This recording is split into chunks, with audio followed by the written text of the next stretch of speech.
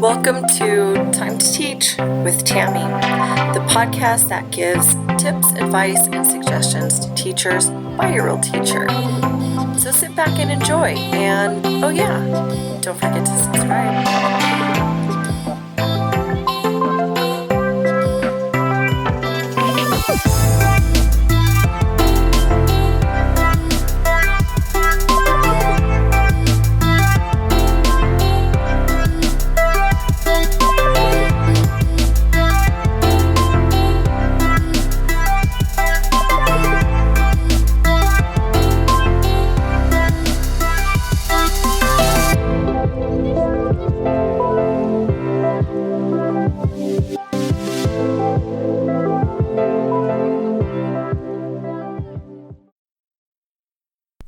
And we're back.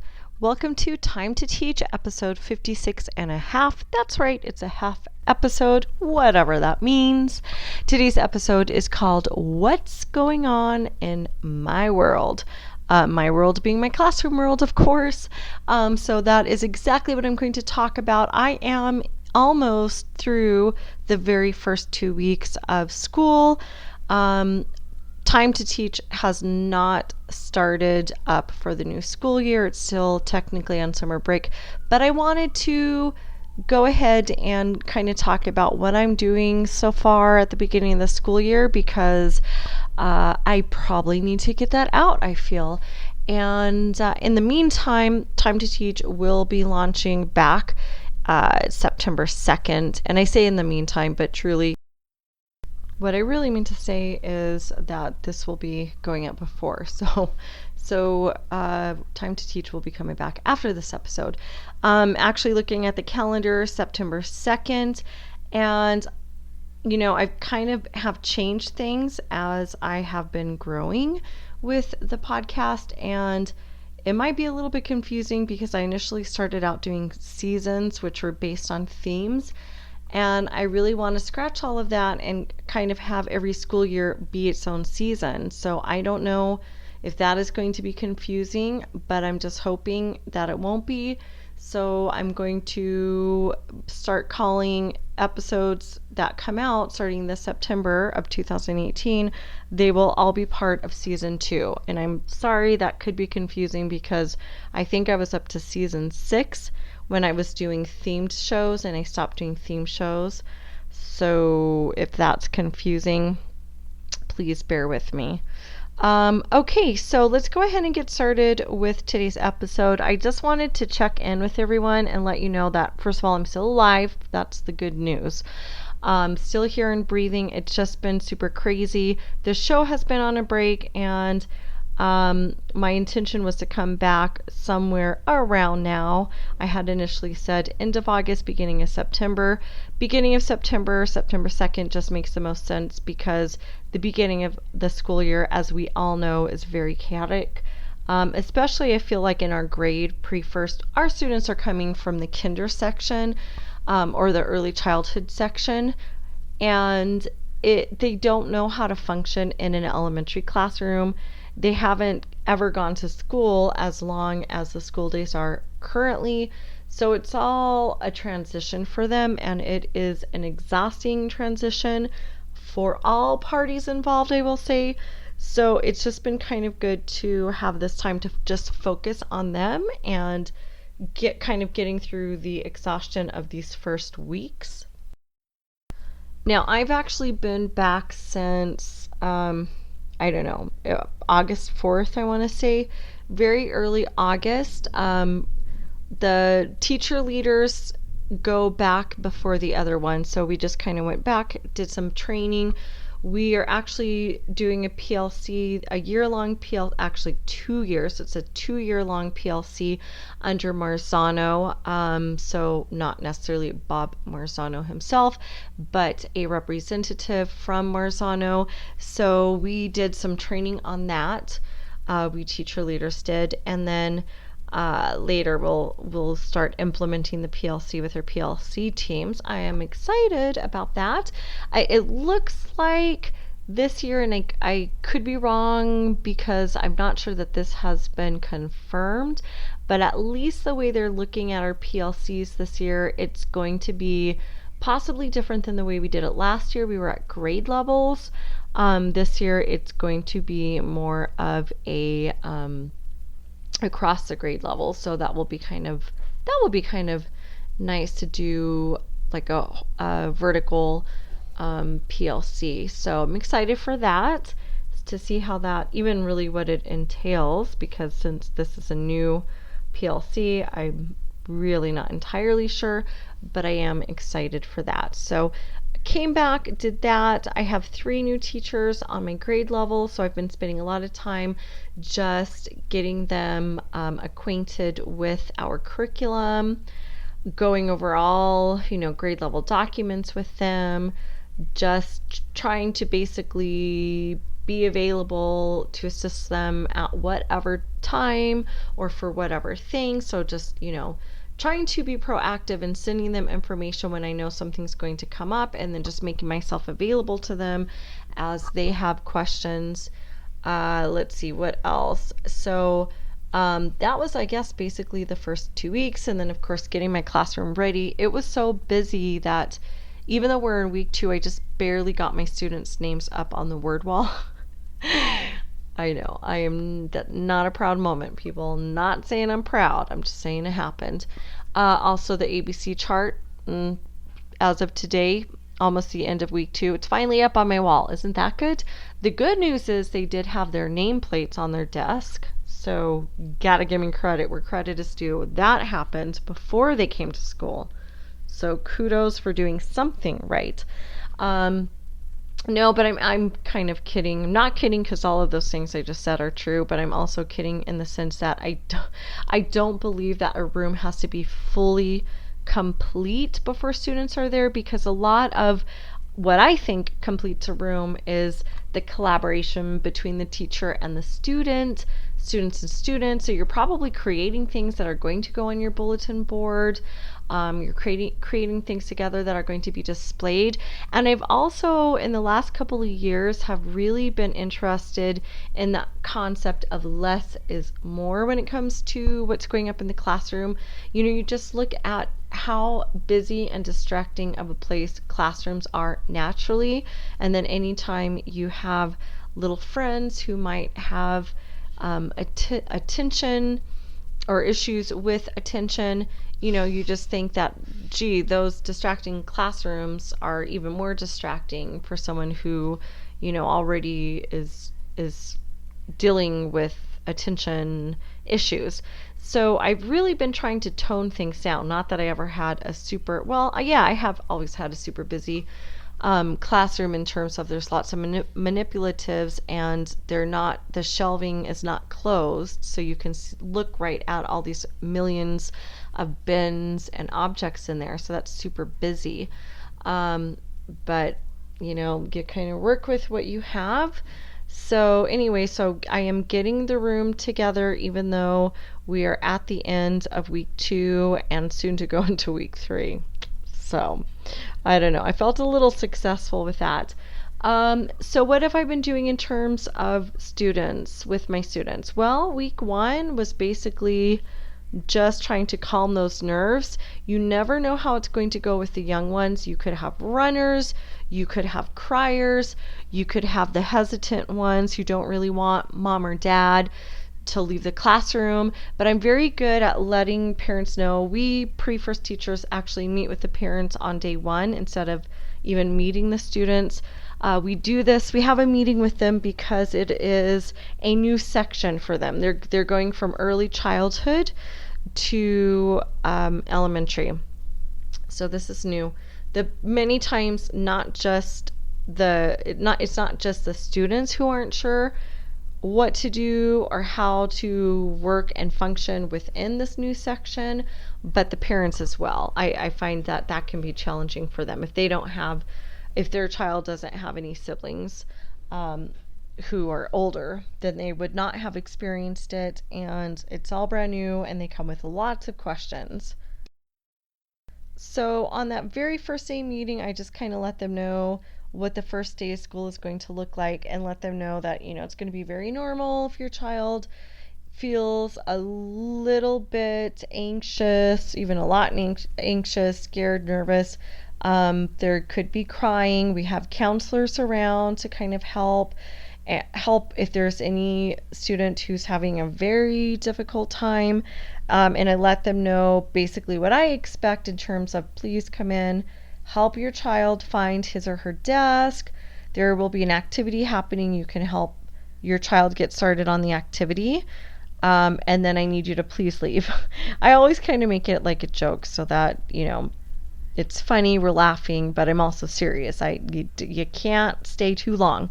And I do this just because I have learned over the years, if they don't know that they need to go, then they kind of linger, and they can linger too long. And if I haven't had that conversation, then it's uncomfortable. I don't want to kick them out, and I never kick them out. I would never kick a parent out. Goodness gracious, no. But it's just because I make it kind of a funny joke, like, oh, haha, and then you need to leave. Then they know to expect that on that first day, and then they kind of like look at me to see, like, is this an appropriate time? And okay, yes it is. We're going to get started. Thank you so much. And then the parents leave. And I really didn't have any crying or running away on day one. That was really, really good. I have had some crying week 2. That's totally normal too. You'll have students who did so very well that first week, but then by week 2, they're like, uh-oh, I know now. I know it's happening. I'm going to go in that classroom. It's a long day. It is exhausting. I'm having to do some things. What happened to summer? We're all kind of in that boat, right? Like, what happened to summer? Where did that go? It's exhausting now. So we're all transitioning back into our heavier workload. So I have had a few tears, but none that have been nothing too major, really. It's been pretty good in terms of that. Like I said, I've had years where it's super difficult. The child maybe just refuses to come in. Once where the mom left and the child raced after his mom through the school. So many fun things happen at this age. So so we did that. So the first week was kind of just settling in, getting to kind of know the elementary section, practicing lining up in number order. I think I've talked about number order. It's just one of my systems. I probably sound a little rigid, and maybe I am a little rigid in terms of my systems. I have a lot of systems, but that's because lower elementary students, it can be very chaotic. They really can't problem solve. It's not like with older kids where you can, choose a place. These students literally don't know how to do that. I don't know how to choose a place to line. I don't even know how to walk in line and sit anywhere I want. What does that mean? What am I supposed to move my body? I don't know what you mean. Do I sit? Do I stand? Am I on my tippy toes? Please be more explicit.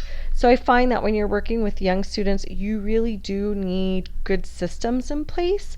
And then after you've established it, then you might play around and do flexible seating. I do actually have flexible seating within our workshop, our reading workshop. They can sit anywhere they want as long as it's a good place to sit. That means not next to a friend and not on somebody else's desk, because students need to be able to access their materials at all times. So there is even flexible seating. But even when we opened up after the first couple of days and started to teach how they can choose their own seat, they literally didn't do that. They went straight to their seats, because I'm not kidding when I tell you they really don't know. Even when I show them and I say, watch me with your eyes, follow me with your eyes, watch me as I look for a good place to sit. Do you see how I did that? There was no one here. I'm sitting on the floor. Okay, now off you go. It's your turn. And they go straight to their seats. It takes a while. It'll start with 1 or 2 kids who actually get it, and then we just keep talking about it and practicing it, and then other students see that, oh, so and so is sitting by the garden door, that looks cool, I might try that next time. Or so and so is sitting over by Miss Tammy's chair, that looks fun, that might be a place I try. And then slowly they start seeing other students do it and they try it. But this is why when you're working with the older students, you're you are being kind of rigid in those systems and expectations, and then later you can sort of decline. So we did that week 1, got that going. If you're familiar with the daily 5, that's sort of modified daily 5. I do the daily 3 reading workshop because I pick from things that work and I kind of make my own thing. I'm not really sure what I do, but somehow it works. So I did that. I introduced them to the daily 3, which is read to self, partner read. So by Friday of last week, they kind of learned how to work in their partnerships. And that was good. The thing is that many things are not successful at when you first launch it. And it's more than just being reflective. It's being reflective, but also sometimes going into these things anticipating that it's going to fall apart day 1. And I think it took me a long while as a teacher to understand that and be okay with it. So I know a lot of times when we're doing something the first time, this is going to be an absolute mess. But that mess is going to be absolutely necessary if we're ever going to then pick those pieces up and put them together to make sense of it. So no, it didn't go well the first few times that we did it, but it was necessary to get through that sort of messiness, and then we got through it. And I have to say, by the end of week 2, today was such a successful day. It was so successful that things were running pretty smoothly. Now, that's not to say there wasn't a little issue here and there. Of course there was. This is the real world we're talking about, after all. But it went very smoothly. And then I was very pleasantly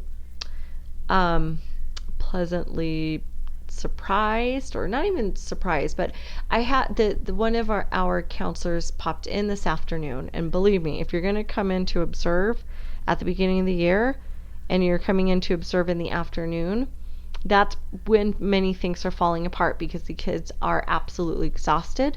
But it was a pleasant surprise that even though it was the afternoon, they were keeping it pretty well together. The counselor, happened to come in at the end of the day, so it was a math workshop, and it was our last activity of the day, and they were doing Play-Doh mat. So they have a number on each side of the mat. They use their Play-Doh to just make the shape of the number, fit it into that number, and then show the number at the very bottom. There's a rectangle, and they can make the number. So if my number is 10, I'm going to use my Play-Doh to show 10. I might make 10 dots. I might whatever. Typically, they're rolling it and making 10 dots to show the quantity. But it was just such a great activity. It was very appropriate to do at the end of the day, because it's kind of a calming, relaxing, fun, but still academic activity. And they were just very engaged, and it just promoted really good behavior. And then they left for recess, and the counselor congratulated me. That made me feel really good. It is good to hear good things, we need to hear when there are things that we can improve, but it does help also to hear good feedback as well. So she just said, well, you have everything under control.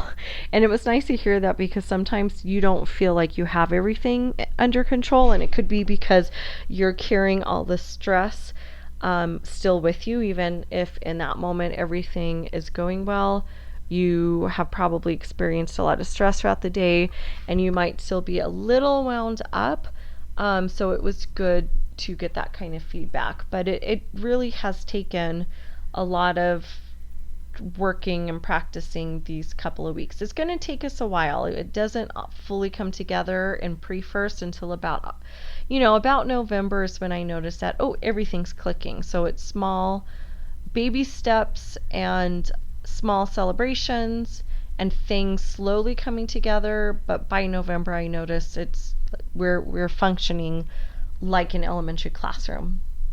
So that was really good. This week, what we've been up to is the official launching of reading and writing workshop. I love when we launch it because the beginning, it's so appropriate for our young learners, ages 5 and 6. It's so appropriate because they're really working on habits of you work the whole entire time. A writer is never done. If I finish a piece, I can reread. I can think about what else can I add. I can add more picture details. I can add more words. I can whatever it is, and then once I've added everything I can to make it as good as possible, then I put it on the not finished side.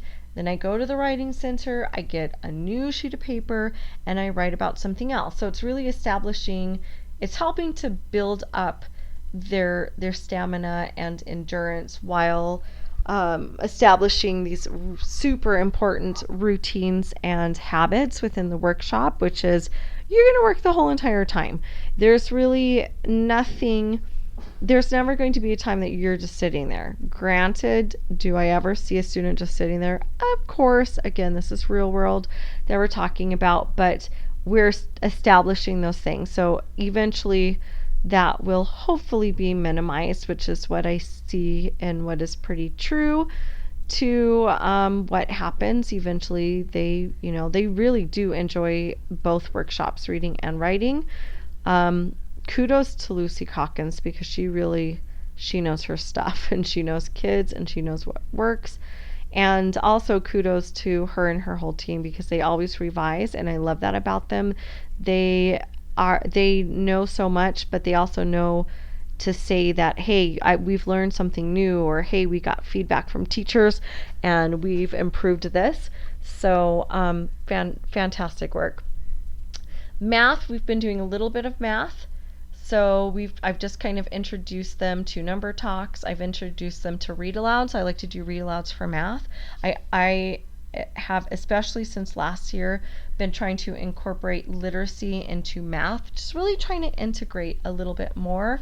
I'm huge on integration, but I've always found math difficult. So last year was more of like a very concerted effort to really do better in terms of integration. So I started doing like shared reading, read alouds, and of course these are books that pertain to math, and even writing math books, math stories. So I introduced them to read alouds during math time, number talks, their math journals. So we warm up after we do our opening to the math workshop, which is what I just explained what it is, the read aloud and the number talks. Then we do a warm up in our math journal. And actually I get these math journals from Teachers Pay Teachers, and they are Common Core standards aligned, which is fantastic. We are a Common Core school. So it's really great, and then it just builds that routine and habit, and it allows them to do a lot of visual representation in math. So we've established that, and then I have slowly every day been doing a different kind of number sense activity. And next week the goal is to take each of those activities, and they're each going to be a math center. So they got a little bit of an introduction this week, and that will be their math centers next week. So next week I will be introducing math centers. That's so crazy. So excited for that though. I love when everything gets launched and it's just easy going. Let's see, I think that's pretty much it. That's what we've been up to. So launched everything, so now it's just really a matter of practicing and building some muscle memory when it comes to all of what we've done. And yeah, that's it, you guys. I don't even know what else to say because that's really it. So anyway, I hope that you enjoyed episode 56 and a half, what's going on in my world. We will be back September 2nd. And on that note, it is time for wins and fails for the week. So I would have to say win for the week. Win for the week is something that I kind of came up with today. So I don't know if you're like me, but even though I have a designated place to put papers that I frequently go to, it tends to be on my desk or somewhere at my desk, but maybe not an exact pile. And it can get moved a lot because, we think about what we're doing during the day and we're kind of moving throughout. So we're moving papers with us throughout the day. That can result in losing papers. So then I thought, I'm tired of the piles on my desk. What can I do? And I thought about it, and what I ended up doing was taking 2 file folders, okay, and then slightly overlapping them so it becomes one large file folder, and then stapling it to my bulletin board. That's right, to my bulletin board. So what I'm doing now is I'm putting those papers into that file folder on the bulletin board. It's right up against the wall. It's easy for me to come to, and it doesn't take up desk space. So now I have one specific location that I'm going to go to get those papers that I need for the day. I'm just very excited for this because I don't actually have a teacher desk. I got rid of the teacher's desk my first year at the school. What I have is like where we have the student computer. I kind of use that space to put my books down, but it's not an actual space for me, and therefore it's very limited. So I'm very excited for this, super excited. Okay, so fail for the week. I would have to say fail for the week is I was hoping to be able to do some letter name and sound assessments as my students were working through the daily through rotations, but I've only gotten through 1.5 maybe.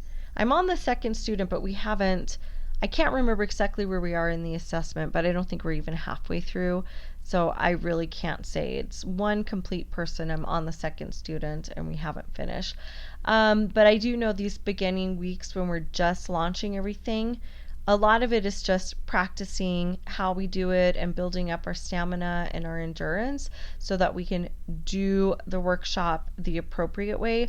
So of course I can't really get through too much assessments because we're really just practicing. So I kind of know that students really are unable to sit long enough and do it the correct way for me to get through an assessment. So it is a fail, but kind of an expected fail. I do have our support service teacher coming in next week, and she will be subbing for me the entire day, so I will be able to get through assessments. Well, I won't get through it because even then I usually don't, but I will have the entire day devoted to that. So we'll just see how that goes. But anyway, fail, but not a fail because I knew that was going to happen. Okay, you guys, that's it. That is a wrap. Thank you so much for joining me. Please remember that I'd love to hear from you. Anytime you can reach me on Twitter. My handle is at TamiJ123. That's TamiJ123. Don't forget, Time to Teach Season 2 returns September 2nd, 2018. We'll see you next time. Wait a minute. Wait 1 minute. Before you go, don't forget you can catch our show notes online at www.timetoteach.libsyn. That's libsyn.com. We're also on Facebook at Time to Teach. Don't forget to check out our Facebook group, Teachers for Effective Curriculum. And if you're an educator with your own podcast show, I invite you to join our brand new Facebook group, Teachers Who Podcast. Let's grow a community where we can network, problem solve, and discuss anything and everything podcast related. I'll see you there.